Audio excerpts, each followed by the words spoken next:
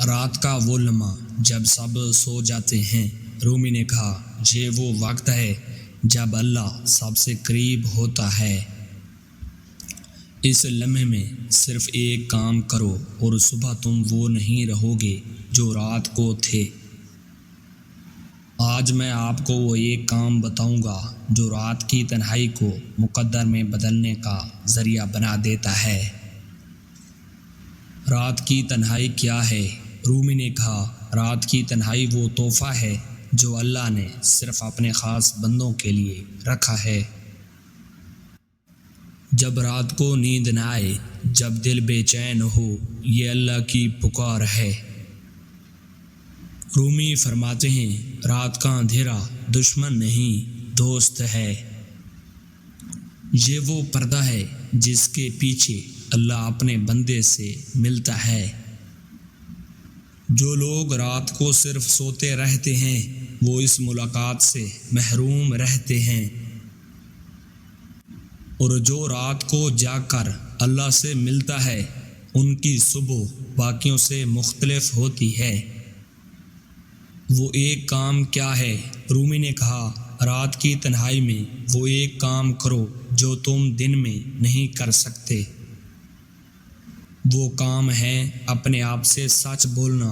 خاموشی سے بیٹھو، آنکھیں بند کرو اور اللہ سے یہ 3 باتیں کہو۔ پہلی، یا اللہ میں کہاں غلط ہوں؟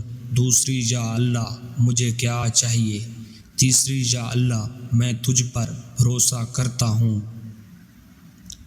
رومی فرماتے ہیں، جو رات کو اللہ سے سچ بولے، اللہ اس کی صبح بدل دیتا ہے۔ یہ کوئی جادو نہیں، یہ وہ قانون ہے جو اللہ نے کائنات میں لکھا ہے۔ یہ کام مقدر کیسے بدلتا ہے؟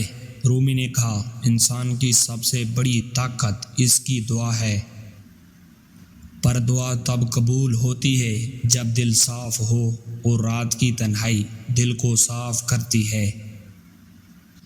جب تم رات کو اللہ سے سچ بولتے ہو، تمہارا دل ہلکا ہو جاتا ہے، تمہاری سوچ صاف ہو جاتی ہے، اور تمہاری دعا سیدھی اللہ کے دربار میں جاتی ہے۔